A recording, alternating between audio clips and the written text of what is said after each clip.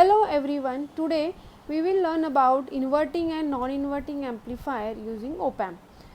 So before starting of that, we will see what are the configurations of op-amp. Generally, there are two configurations of op-amp. First is open loop configuration and closed loop configuration. So in the last lectures we have seen open loop configuration means there is no feedback, it is open, and closed loop configuration means it is with the feedback.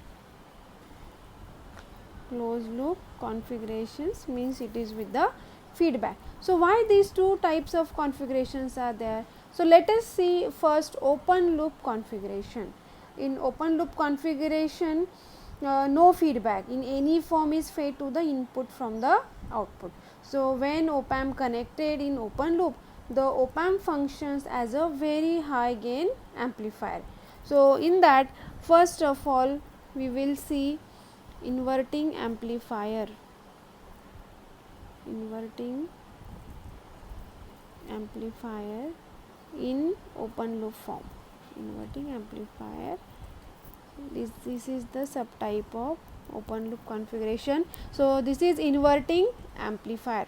So in inverting amplifier, what happened in op-amp, as we know that there are two inputs. First is inverting input and next one is the non-inverting input. Inverting input and non-inverting input. So to this, here we are applying input at inverting terminal, okay, and other terminal is make it as a ground. So the output, when you apply input to inverting amplifier, then that circuit is known as inverting amplifier. So here we are applying one supply Vi or function generator, we can say, as a input. Here we are applied, then this is input resistance Ri, and we are making this other terminal as ground. This is your output, okay. So here, as I told you, inverting amplifier in open loop configuration. Open loop means there is no any feedback, there is no any feedback. So in this open loop configuration, you will get very high gain. VO can be written as, means output voltage can be written as A into this input voltage. A is gain of this op-amp and Vi is the input, okay. So as it is inverting amplifier, input signal is applied to inverting terminal of op-amp and non-inverting terminal is connected to the ground. So output voltage is 180 degree out of phase with respect to the input, and hence the output voltage VO is given by VO is equal to minus A into Vi, okay. That is why minus sign is there. As in inverting amplifier, what happened, the input signal is amplified by the open loop gain A and is phase shifted by 180 degree, is phase shifted by 180 degree. So this is known as inverting amplifier. Similarly, for second method, like non-inverting amplifier. In non-inverting amplifier, what happened, we are applying input to non-inverting terminal. In above method, we are applying input at inverting terminal. Now here we are applying input at non-inverting terminal. That's why it is known as non-inverting amplifier. So again minus plus, this is non-inverting terminal, and here we are applying supply or a function generator with the voltage of Vi, then Ri is the input resistance, and this another terminal we make it as ground, okay, and see the output. So this is open loop non-inverting amplifier. Input signal is applied to non-inverting terminal of op-amp and the inverting input terminal is connected to the ground. So input signal is amplified by open loop gain A and output is in phase with the input signal. That's why VO, we can like VO we can make here VO is equal to A into VI. So, as your output is in phase with the input signal, that is why VO is equal to A into VI. So, there is no any minus sign here. Okay. So, in the in this configuration, only very small values of input voltages can be amplified. Input voltages can be applied, and even for voltage level slightly greater than 0, the output is driven into saturation. Means if you apply input voltage 0.1 volt, also your output will be in the volts, because your gain, open loop gain of op-amp is very high. Okay. So, it is observed that when small voltage is applied slightly greater than 0, your output is driven into saturation. So, thus when operated in open loop configuration, the output of op-amp is either negative or positive saturation, or switches between the positive and negative levels. The saturation voltage is always is equal to 90% of VCC. It is always equal to 90% of VCC, which is higher value, as we are applying VCC here, plus VCC and minus V. Suppose plus VCC plus 15 volt and minus 15 volt, plus 15 volt and minus 15 volt. So, V saturation will be the output of op-amp in the open loop configuration. So, this prevents the use of open loop configuration of op-amp in linear applications. We cannot use such type of configuration in linear applications of op-amp. So, limitations, if we write next point as a limitations of open loop configuration, in that, in limitations of open loop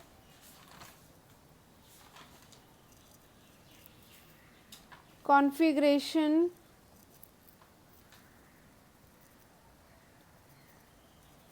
of op-amp, in that we can write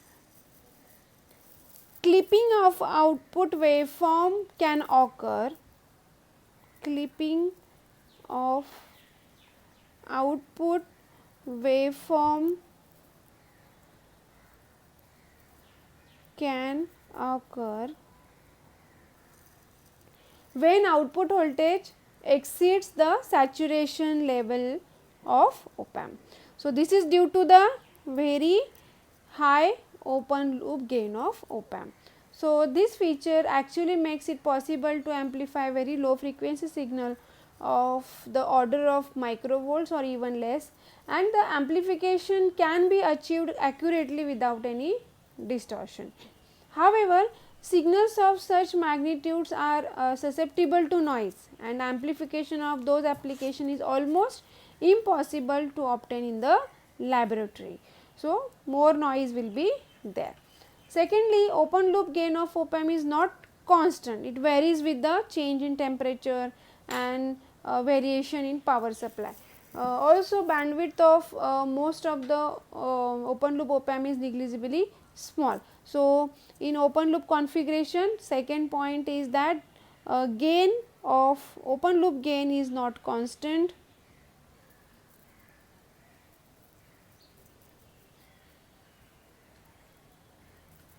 Then third point is that bandwidth is almost very small. This makes open loop configuration of op-amp suitable for AC applications. So, the open loop bandwidth of widely used IC 74, if you see the example for IC 741, its open loop bandwidth is only 5 hertz. We have seen in the last lecture that open loop bandwidth of op-amp is only 5 hertz, and in almost all AC application bandwidth requirement is higher. Okay. So, in that applications we cannot use such type of configuration. So, for this reason op-amp is generally, open loop op-amp is generally not used in the linear applications. The open loop op-amp configurations find use in non-linear applications such as comparators, such as comparators, multivibrators, like that. In that circuits we can go for the open loop op amp, but for linear applications we require closed loop configuration. So, in closed loop configuration again there are 4 types of feedbacks: voltage series, voltage shunt, current series, current shunt, right.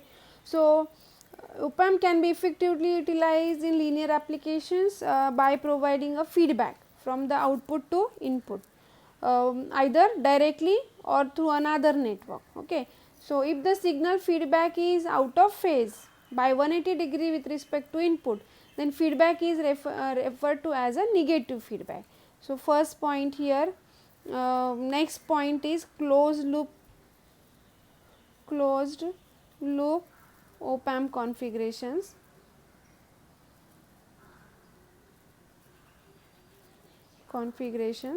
So, in that again 2 types: inverting amplifier, non-inverting amplifier, and inverting amplifier and non-inverting amplifier, and it is with whether it is going for negative feedback or positive feedback, that we will see now in this topic.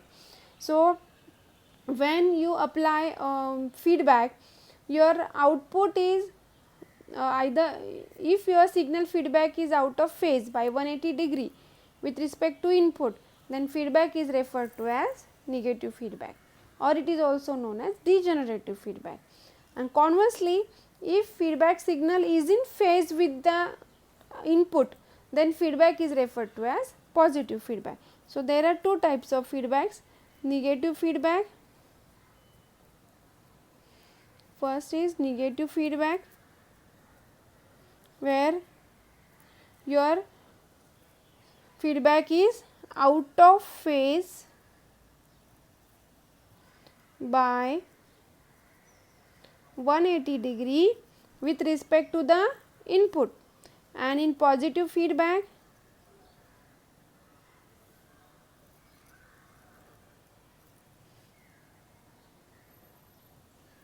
feedback signal is in phase with the input, So, that is known as positive feedback, or it is also known as regenerative feedback.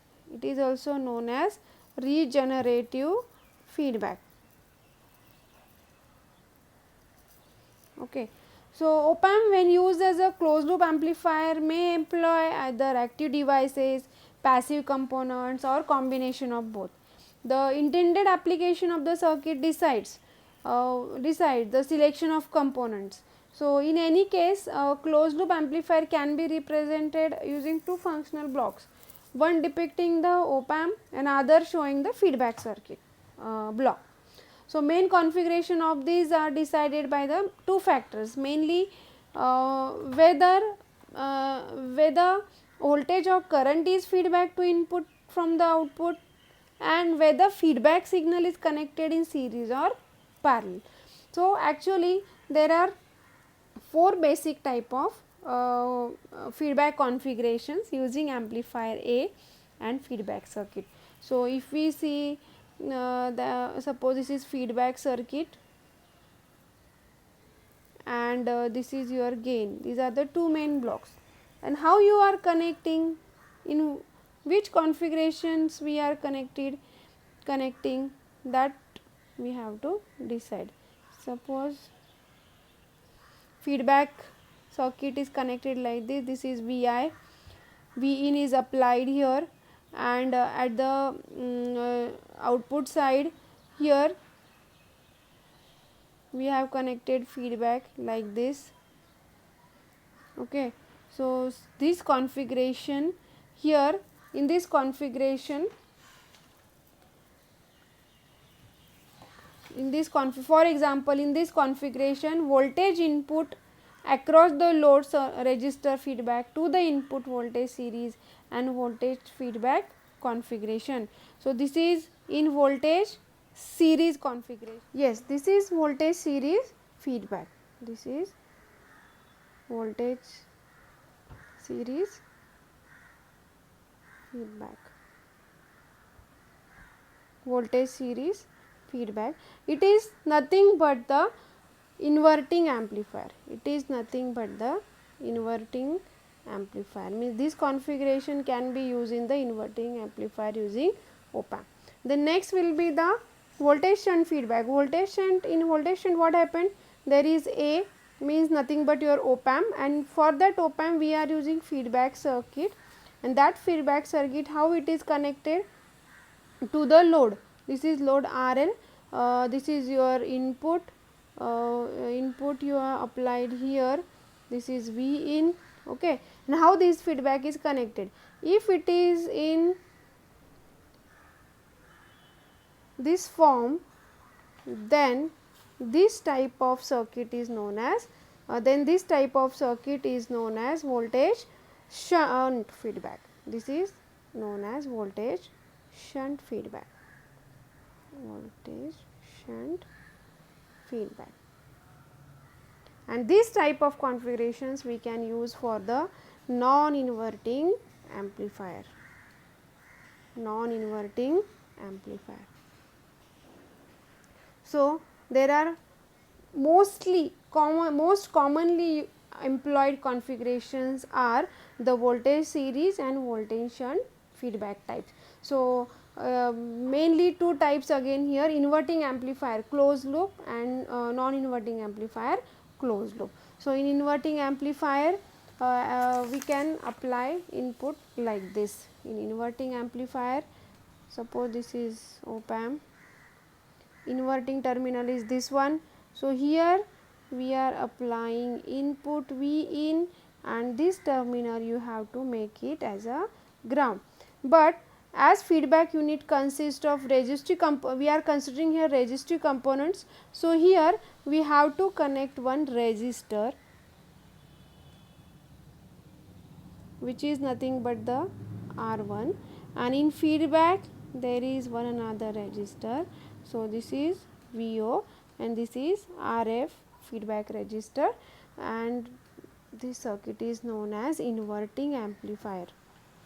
Inverting amplifier in which voltage series configuration is feedback configuration is used. So, here when you apply input at inverting terminal, your output will be VO is equal to as it is applied to input is applied to here inverting terminal, your output will give you 180 degree phase shift. That is why you have to write here minus sign, and then here your gain of that circuit into V in. This is our common formula, VO is equal to A into V in. Then what is A? A is nothing but the combination of RF and R1. So, here RF by R1 is A, gain of circuit. Therefore, VO we can write it as VO is equal to minus RF upon R1 into V in, into V in. So, this is the formula for output voltage in inverting amplifier. And similarly, if you go for non-inverting amplifier, circuit is same again, only you have to apply input at which terminal? Non-inverting terminal. So, plus means non-inverting. Suppose I am applying here Vi, this is my R2, this is my R1, then this is grounded as it is non-inverting amplifier, and then feedback resistor is there.